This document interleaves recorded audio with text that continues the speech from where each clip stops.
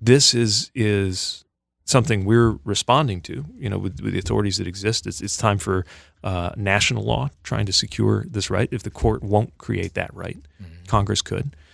But every state is going in its own direction now. Some states are going out of their way to make sure women have access to safe abortion services, and some states are cutting women off from that access. And of course, there's another question. I mean, right now we are rightly focused on women losing this right to choose. But this also means a lot for a lot of other people wondering what rights might be next. Right. Yeah. It seems unlikely that they're going to stop there. Right. Real 92.3, LA's new home for hip hop. Big Boy's neighborhood, ladies and gentlemen. It is a beautiful day in the neighborhood. It's a really cool day. Yeah, man. U.S. Transportation Secretary Pete Buttigieg is in the neighborhood. Welcome to the neighborhood, sir. Thank you. Thanks for having me. It is a pleasure to see you here. It's official. It's really cool. It's very official. Do you have like a business card that we can have that we can get out? Yeah, probably somewhere. Yeah.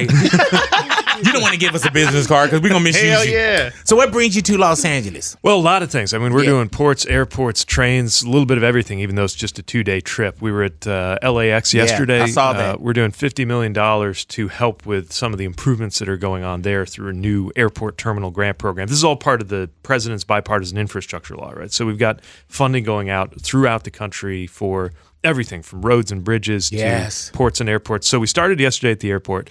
Where we're funding improvements to that road, the horseshoe, that takes you in if you ever drop somebody off at Terminal 1 and it takes you another half hour to get out. I know that. I know that very well, bro. And don't miss a turn. Yeah. Don't miss it. Yeah, good luck. Right. So we can do something about that. 40,000 feet of road improvements. So that's one of the things we're celebrating. So we're there at the airport. Later on today, I'll be headed to Crenshaw. Yes, sir. That line is the LA Metro is opening up that new line. Very proud to be that our department has been supporting that. We were at Long Beach yesterday. There's a lot of work going on to make sure that things keep going smoothly in terms of the containers. You're going to some real areas. We're all over. Yeah. All over. And the best part of it has been talking to the people who are getting opportunities to work in transportation. Yeah, bro. So we started yesterday at LAX with this program called Hire LAX, and it was all about hiring people from the zip code around the airport and making sure they get trained to get the construction jobs, which are very good paying jobs, that are connected to actually doing the work. So we met with people who were involved in that. Yesterday I was in Compton. They have a program there where they're training kids from the area, from the neighborhood, on how to fly. Oh, tomorrow's Aeronautical Museum. Were you there with Robin? Was it helicopters? Yes, exactly. Yeah, right. tomorrow's Aeronautical Museum with Robin. Yeah. So part of that same facility, they have these kids. Some of them aren't even old enough to drive. I know. We're talking about like the youngest kid I met there was 11. It's a great program over there. Extraordinary. Yeah. Really great to see. So we're having a great visit so far. I heard that. So you'll be in LA for about how long? About 2 days altogether. Okay, I'm not in one place very long. Yeah, because we were talking about actually like going to dinner. We had a dinner party that we wanted to do. Oh, no. It'll probably be on the next one. close. You know what I'm saying? How serious is everything? Not just in Los Angeles right now, man, but just what's your pulse on what's going on in the country right now? Just generally? Yes. So good news and bad news, right? Right. So look, the good news today, we got more information about jobs. The latest estimates came out of the Department of Labor. We have fully recovered from the pandemic in terms of the number of people working. Matter of fact, there have never been more people in jobs in American history than right now, if you look at the private sector numbers. So that's great. I mean, you think about where we were 2 years ago, how vulnerable we were. Very few people had vaccinations, millions and millions of jobs that were just gone. It was very dark at that time, too. We were in a dramatically better place. Yeah. That's the good news. We're proud of the infrastructure law that we've done. We're proud of so many things that have been achieved in this administration. Now, the other side of the coin is we know what we're up against, right? We've got prices too high. Right. Whether we're talking about gas or whether we're talking about goods in general, it's why fighting inflation is the president's top economic priority. How do we do that? Well, there's a lot of things that we can do. Look, some things are not under the direct control of any policymaker. Gas is a good example. Now, because people are so quick to blame. Right. It's like, excuse me, that's not me. You know? and look, part of when you're in charge is, you're going to get blamed for a lot of things, whether you control them or not. But there are a number of steps that have been taken, making it more flexible to use ethanol. The president's called for a gas tax holiday, which would take the edge off a little bit. But fundamentally, there are factors around the world that are driving the price of oil, and that's driving the price of gas. We have some questions about the oil companies and some of the choices that those executives are making. But my point is, there are other things where we could have a more direct impact on costs. A great example is prescription drugs. We could have policies right now, if we could get them through Congress, the president would sign them, that would cut the cost of prescription drugs. There was a bill that moved through the House to cut the cost of insulin to $35. Yes. Yeah. And think of the difference it would make for so many Americans who are counting on insulin if that was capped at $35. Right. What's the holdup with that? So couldn't get through the Senate. Right. California is doing something like that right now, right? Where they want to produce their own insulin? I think so. I don't know all the details on that, but I know that a lot of that. states are when it feels like Congress can't make it happen, the states will step up, and that could be a good thing. There are things we could do to cut the cost of childcare, and the president's proposed that. We're for cutting the cost of electric vehicles, because when you have an electric vehicle, then you're also going to be able to save on gas, but you got to be able to afford it in the first place. Right. Now, we're actually starting to see on some models the costs come to where even if your car payment's a little higher, your gas payment will be a little lower and you come out ahead. But the prices still need to come down for most Americans to be able to get in an EV.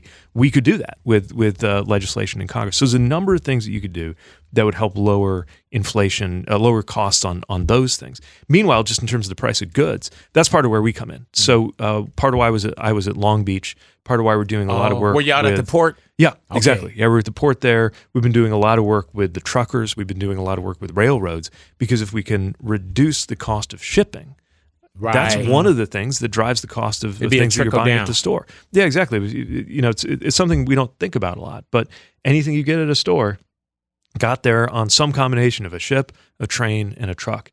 And if you don't have enough truck drivers, for example, which is happening right now, if the trains are backed up or there's an issue with the ships, that means the shipping costs are higher. That means the cost of that item you're buying at the store, whether it's shoes or whether it's lunch, it's going to be more expensive.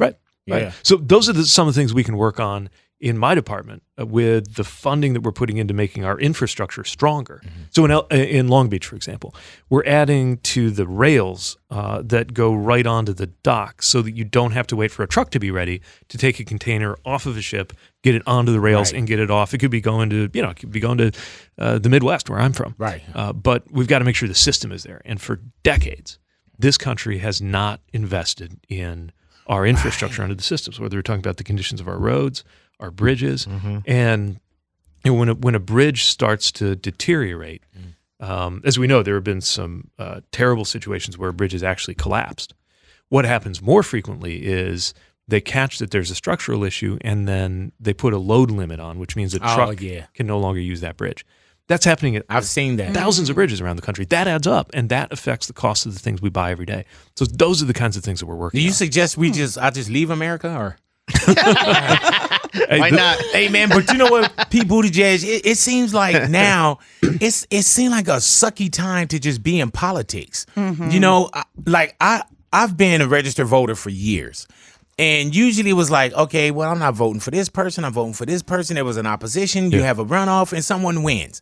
I've never seen where someone shows up with a F Jimmy Carter shirt or F Ronald Reagan it's just a different climate that we're in right now. And I'm sure that if I see it, you see it. And does that affect you, how it seems like the country isn't coming together like how we used to? Yeah, absolutely. Look, I mean, there's always been fierce battles over political issues. That's part of how it works. That's okay.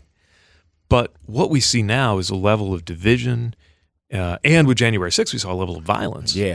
That is a completely different category. And we've got to agree that we are committed. If we don't have to agree on being Democrat or Republican or what you think about this or that issue, but we've got to agree that we're committed to democracy. One of the most important things in a democratic system is when you lose an election, you take the L and you move on. That's happened to me, right? I've won some elections. I've lost some elections. You take the L and you move on. Literally, yes. Right? And that's part of the system. And, there's a lot of our system depends on being ready to step away from power when you're defeated or just when it's time. Remember, one of the most important things George Washington did was step down, say he wasn't going to take another term as president. The two-term tradition, that was not written into the Constitution at the time. He decided. And a lot of people were shocked that a leader, because the only thing you could compare to really was monarchy, right? Man, and we didn't even have social media, CNN, Fox, none of that back then. Yeah, it would have blown up Twitter when George Washington said, you know what, I'm not going to run for don't go. I'm done with this. You know what I'm saying? I've been lying this whole time. I can't tell a lie, but I've been lying.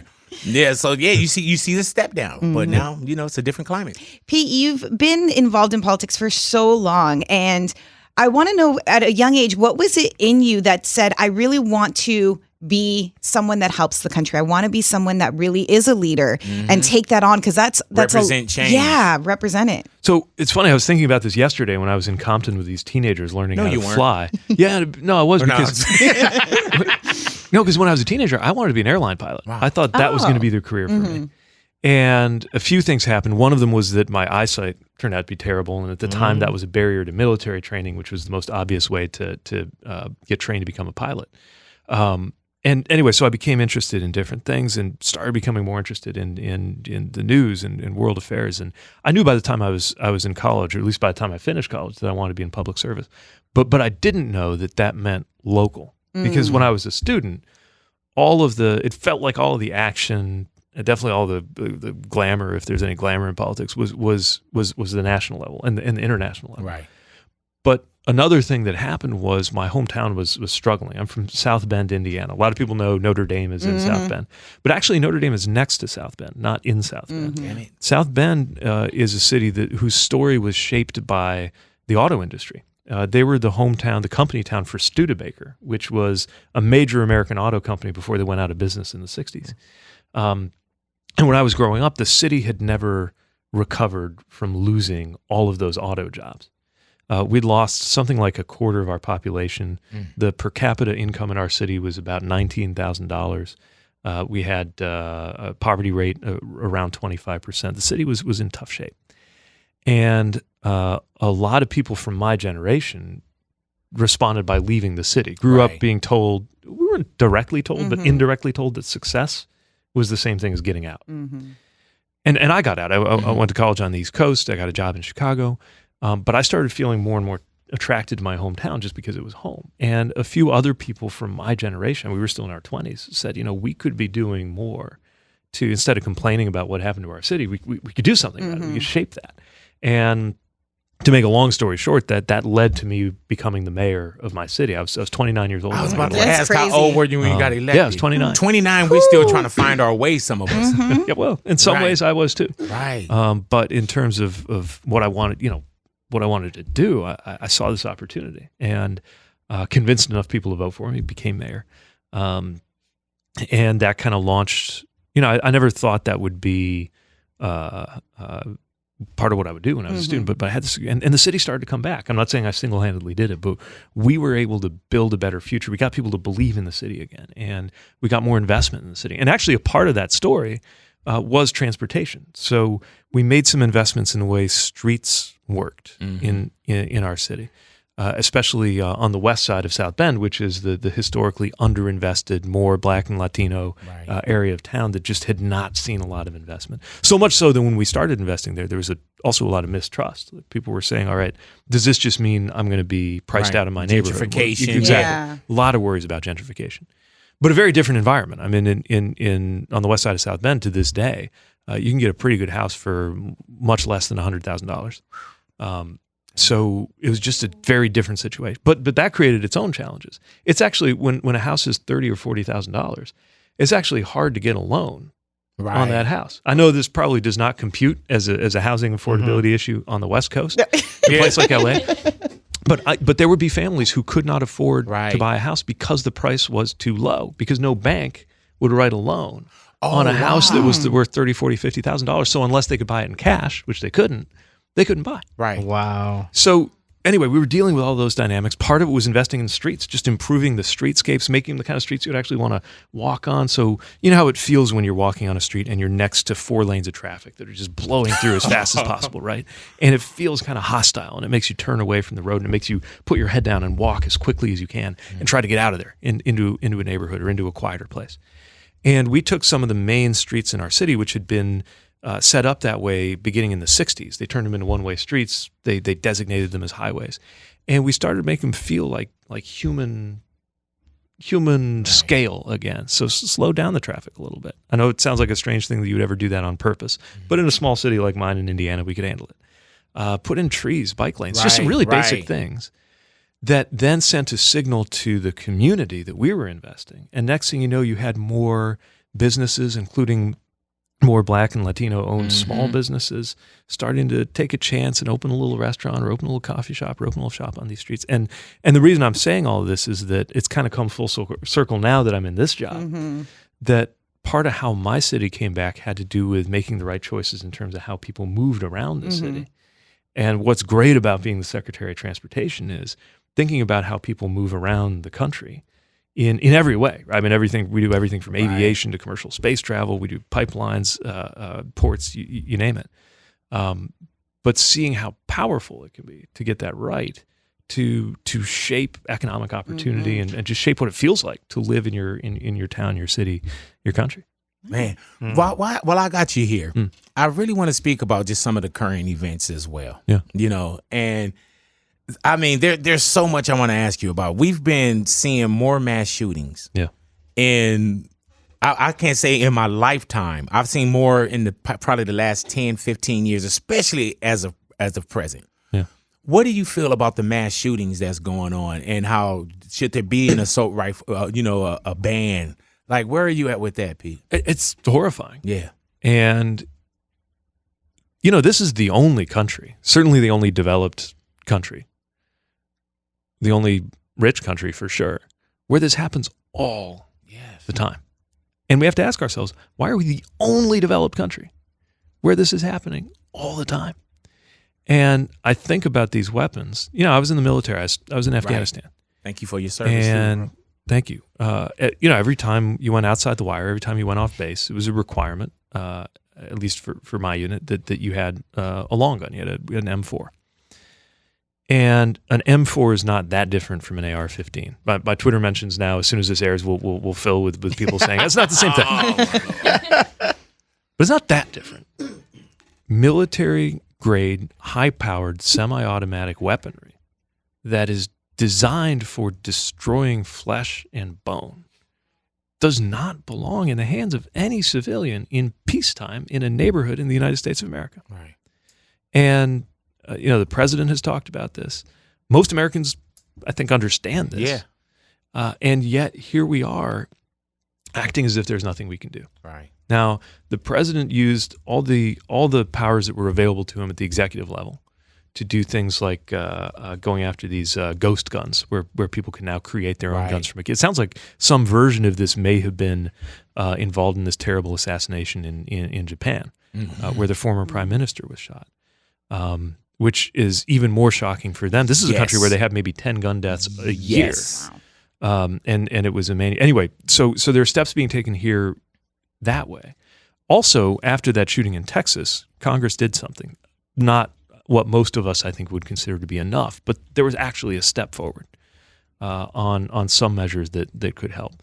But we've got to be honest with ourselves as a country that the Second Amendment shouldn't be a death sentence. Right. For tens of thousands of Americans a year. And it can't be that the Second Amendment means that military-grade weaponry ought to be in the hands of civilians with minimal oversight. That just doesn't make sense. Roe versus Wade. Look, for as long as I've been alive, and I come from a socially conservative part of Indiana. People I know and care about have different views on the issue of abortion. But the way we have handled this as a country has been to trust women to make that choice. Maybe one person would make a different choice than another person. Maybe you would make a different choice than I would make in those shoes. But I'm not in those shoes. That's the whole point. The woman makes the decision. We trust her to make that decision. And that's what the law of the land was for 50 years under Roe versus Wade. And a bunch of Supreme Court justices, many of whom, if I'm remembering correctly, made all kinds of promises about how they believe in leaving settled law alone. Right. Threw this out the window and took those rights away from millions of women around the country. And this is something we're responding to, with the authorities that exist. It's time for national law trying to secure this right. If the court won't create that right, Congress could. But every state is going in its own direction now. Some states are going out of their way to make sure women have access to safe abortion services, and some states are cutting women off from that access. And of course, there's another question. I mean, right now we are rightly focused on women losing this right to choose. But this also means a lot for a lot of other people wondering what rights might be next. Right. Yeah. It seems unlikely that they're going to stop there. Right. And so, as somebody who, this wedding ring on my finger is here by the grace of a single vote on the United States Supreme Court. Right. And knowing that, I mean, even just right now, seeing that come up for debate, let alone knowing that could be taken away, I think is shaking a lot of Americans, including my family. That's really a what's next. January 6th, insurrection. If Biden stood there and told people, go down there and I'll meet you, God forbid if President Barack Obama did that, I think that the country, and I mean, I feel like the country would have reacted different, but you got these people now that say it wasn't an insurrection. The president didn't advise people to go down there. What do you feel about what happened on January 6th? I think our country is still coming to grips with what happened. Look, again, if we're not, remember, we're not a country that is based on a shared ethnicity or language like Japan or France. We're a country that's based on an idea. We haven't always lived up to that. We've never 100% lived up to that idea, but we are based on this very powerful idea about democracy. And if we lose that, we're not America. And a core part of that is the peaceful transfer of power. Again, when you lose an election, nobody likes losing an election. I've been there. You move on. And if we don't have that, if we don't have a peaceful transfer of power, if we have political violence around the transfer of power, that is disastrous. And that's why the committee is doing its work. And I'm choosing my words carefully here because I'm part of an administration that takes very, very seriously the independence of what prosecutors do, what the Department of Justice does, and so they've got to handle this as they see fit. But what we know just as a country is that we have some decisions to make about what is tolerable, not whether you agree on right or left, but just what's acceptable in terms of respecting people lost their lives that day, and people were acting out. And I remember years ago, Minister Farrakhan, he did a Million Man March in D.C., and you couldn't find a piece of trash after 1 million black men went to D.C. He told, clean up after yourself. It was very respectful, so on and so forth. And then when I look at what happened, January 6th, I'm like, man, and it wasn't everybody. Right. But majority, hopping through windows and things of that nature. And I couldn't believe what I was watching. And it continued to see, as you see, like the throwbacks or the foul footage. I couldn't believe what I was watching and how there isn't a real blame, as an American citizen and as a person that votes, I would feel like there was someone incited that, and that was Trump. And I know that people get upset when we talk politics and everything, but I just felt like, man, how does he continue to get away with certain things? And maybe not with this, Yeah, I mean, again, there's a process underway. I'm not going to speak to that. Come on, tell us. Tell us all the secrets. You got insight. I'm not part of that, right? But look, one thing we know is happening is people are increasingly in their own realities. So, literally, you might have a different understanding of what actually physically happened that day. Right. If all of your information comes from certain corners of Twitter, right, or certain media, you literally, even now, shocking as it sounds, just don't know what happened. I mean, I've friends who've overheard people looking at the one story in particular that stays with me. A parent and a child physically looking at the scaffolding on the Capitol where they were making repairs. It's close to where our place is in D.C.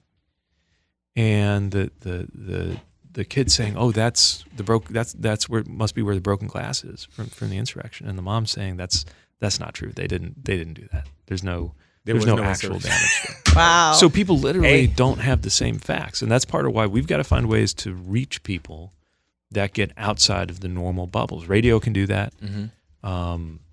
Being part of something that isn't defined by politics can do that. I think churches can do that. I think any kind of public event, from a sports to entertainment, can do that. We got to have some experiences that cut across these information bubbles so people can begin to be part of the same reality again. You ran against, well, campaigned against Biden as well, you know, and now you guys are teammates.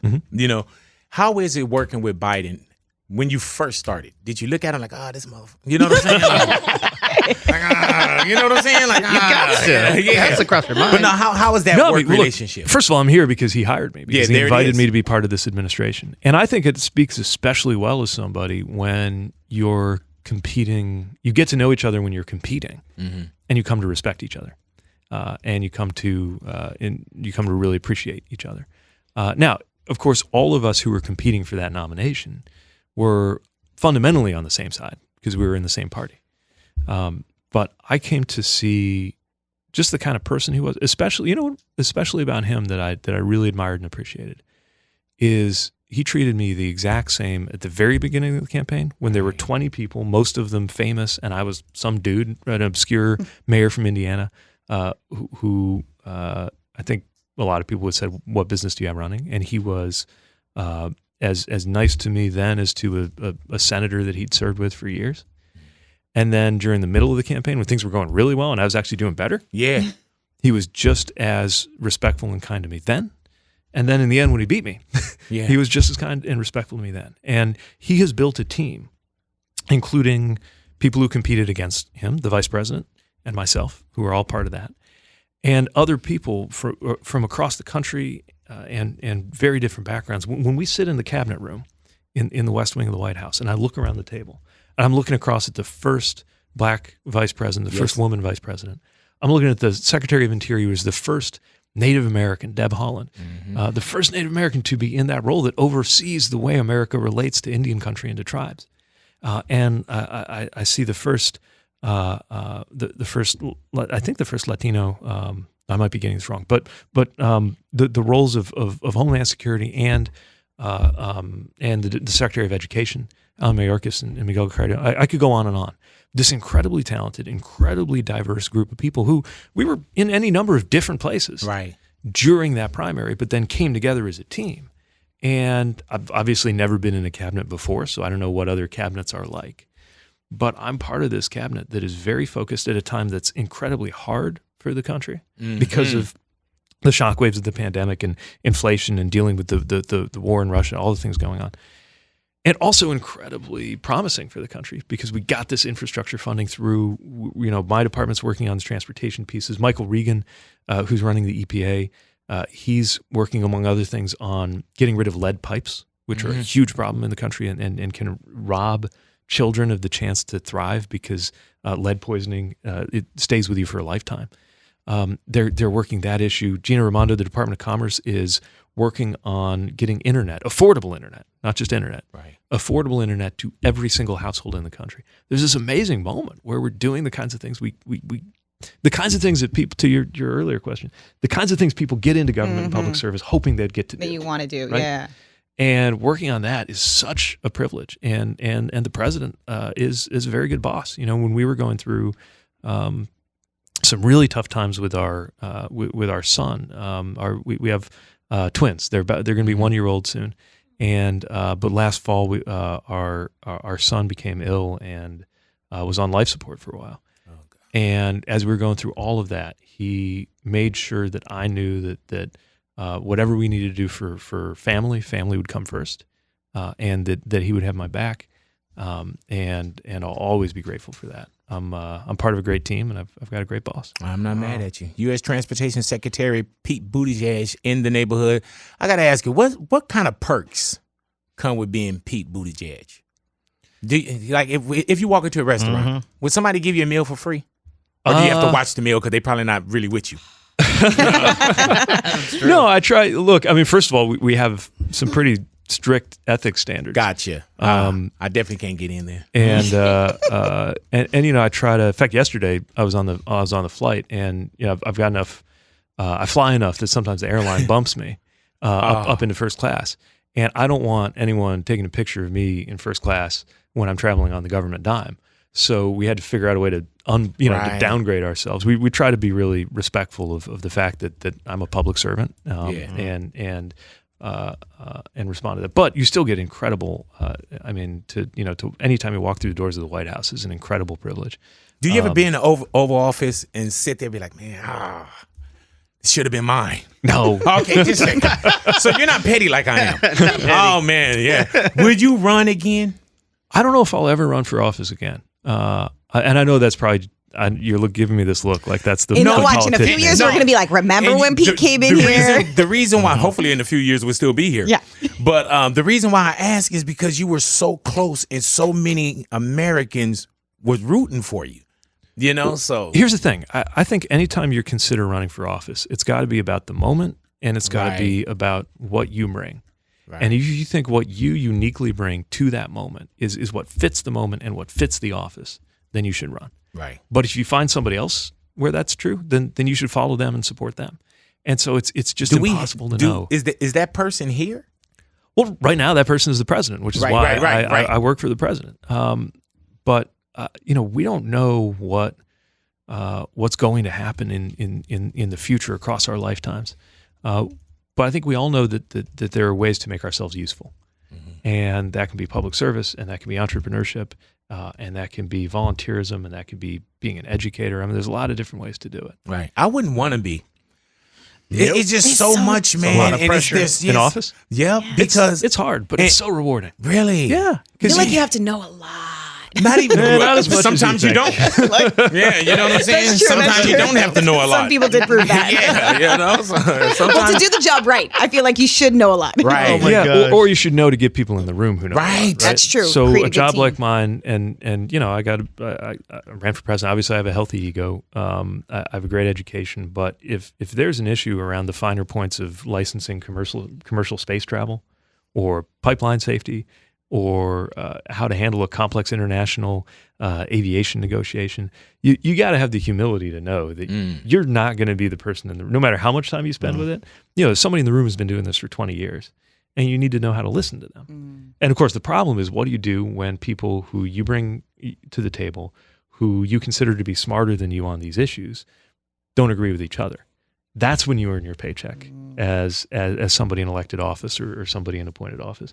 Figuring out, okay, none of these answers is perfect. Really brilliant people don't quite agree on what to do next, but there has to be some decision. No decision might be the worst thing of all. So you got to move forward, and that's where you really earn your paycheck in a job like this. But it's hard work, and the private sector tends to pay more for jobs with similar responsibilities. But there's nothing like it in terms of the reward that you feel. Damn. Because you feel, this is why I love being a mayor. You feel this sense of, it's my hometown, and you watch your hometown get better. But again, you don't have to be in a role like that to do it. I mean, part of what was so moving yesterday when we were at LAX, when we were at the airport, talking to some of the workers who came through this program, is some of them described what it was like to bring family to the airport and point to like a sign or an escalator or something and say, I put that in, or I know how that got there. Yeah. And these were people who, had not had backgrounds where, their dads and their dads' dads had been in construction. There were a lot of women, a lot of workers of color who were new to this, but had come through this program, gotten the skills and the qualifications, learned the job, done the job, and it was really contagious. It was kind of rubbing off on me to hear how proud they were. Yeah, I've seen that on the Crenshaw line as well. It's like us. You know what I'm saying? You just see a lot of black and brown people that's been in that community as well. So I don't know if that is the LA hire. I'll be going there next, so I'll see how that went. But that's really important because there are too many places where you see people with, you hear from people who are looking around their neighborhood. Finally, some big investment, some big construction job comes to their neighborhood. They're excited about that. Then they look at the hard hats and say, wait a minute, nobody working on this project looks like they came from this neighborhood. Right. And there have been some places, and I think there's a lot of good work going on in LA as an example, but we're trying to do it nationally with provisions like local hire, which says that we're going to specifically encourage this. That says, if you're going to invest in a neighborhood, if you're going to put a subway line in a neighborhood, if you're going to build an airport in a certain area, people who get those jobs should be from right around the neighborhood. And then you build wealth. So when I start my day, I have this sheet of paper. I have the top priorities that I think about. The first one there is build good things well. And the next one next to it is wealth creation. And when I talk about wealth creation, I don't mean millions. Right. I mean the wealth of somebody who gets a good job like this, is able to save, is able to buy a home in their neighborhood, and eventually will be able to pass on the wealth in the form of that paid off house to their kids. Building that kind of wealth is something we can do for millions and millions of people by spending this infrastructure funding in the right way, building the things we need to build, the bridge, the road, the port, the airport, the subway line, whatever, but also building it in a way that gets more people in on that opportunity, gets more people in on the work and the business opportunity that comes with it. And that's one of the most inspiring things to see. So hopefully that's part of what I'll see in Crenshaw. You definitely will. You definitely will. And the neighborhood, they came out. It was rough for a little bit, you know what I'm saying, with some of the businesses and so on and so forth, but it's going to create so much more of a traffic flow as well. And when you say it was people from the community, and I've had a chance to see that. All righty, y'all stick around, y'all radios, Big Boy Neighborhood. We're going to do a round of 7-7. All right, I'm going to put 7 seconds on the clock, Secretary Pete. All right. I'm going to tell you to name 7 things in a particular category. And we'll see if you can name Come on, it. Pete. All You can righty? do this. Yeah, well, maybe not. Maybe not. All righty, in 7 seconds, Pete Buttigieg. Name 7 U.S. presidents in 7 seconds. Your time begins now. All right, Adams, Washington, Quincy Adams, Jefferson, Clinton, Bush, Reagan, Biden. Is that 7? Yeah. Was that 7? There you go. Yeah, All right. that was, I think, more than 7. That yeah. was like 9. I don't know. bro. It seemed like he started naming like That was nicknames and 9. everything. I started 7, early 8, and then I thought I 9. better. Hey, dude, Nine. as soon as he said, I was like, oh, he ain't gonna make it. This is kind of Secretary intense. Pete, I've been through this many a time, Yeah, man. As soon as they say, Sweating like, a little. oh, let me see. Did he double up on any names on there? Well, see, there's 2 Adamses, so Yeah, I got right. both. Yeah. He Damn. went first name. All right, yeah. First names. Well, boom, boom, boom, boom. well, 9 of them. well, he should have known that. Yep. You know what I'm saying? He should have known that. 7-7. I was going to try to do them in order, and I realized I Oh, couldn't. no. Not in 7 seconds, bro. You know what I'm saying? There's a lot of things I can do in 7 seconds. That's my wife. But you definitely don't want to do that one. All righty now. 7 seconds on the clock. Pete Buttigieg. Another one. Name 7 famous people named Pete. Your time begins now. All right. Pete Rose. I don't know why that's the first thing that come up. Hey, dude, that's the only name I could come up with you was Pete Rose. Pete Davidson. Pete Davidson. Oh, yeah, of course, once you get like 45 minutes. Hey, dude, Secretary Pete gonna be in the car like, oh damn. my God. I am all day now. That's I going didn't to be say bothering Peter me. such and such. Peter Cottontail. I should have said Peter Cottontail hopping down the bunny trail. Jesus Christ. He was like, book me back on that show. I'm ready now. Pete Buttigieg in the neighborhood, Big Boy's Big neighborhood. Boy. Thank you for coming into Thank the you, neighborhood, man. bro. Thank you. When you announce that you're running, can you include us as well? Yeah. That's Big Boy's neighborhood. Yeah. We'll get come me in around. trouble. Yeah. We'll come around every time you say Pete, we'll be like, Pete. Anytime we're on the road, let me know. It'll be fun. No, I appreciate you, man. Thank you for coming into the neighborhood, man. Thank you once again, man, for what you guys are doing it locally in Los Angeles, California as well, man. Lord knows we need it. We're working hard. Yeah, and I can see where you guys are going, and you guys are paying attention to, the cities that need the most help as well. Yep. And lifelines to a lot of things that go on, not just in the city, but everywhere else. Oh, we're talking about lifelines when you think about the ports. Absolutely. When we think about the airports and, No, we all count on this, whether we see it or not. So I'm proud to get to work on this stuff. I heard that, bro. It was a pleasure to meet you. So cool. It was a Likewise. pleasure to have you in the neighborhood. I'm pretty sure you're not going to come back. I would love to come You back. didn't know what you were getting yourself into, but I'll take this one opportunity No, I love it. and say thank you. Thanks very I much. appreciate you, my Appreciate friend. it. My friend, y'all stick around, y'all radios, Big Boy's Big Boy. neighborhood.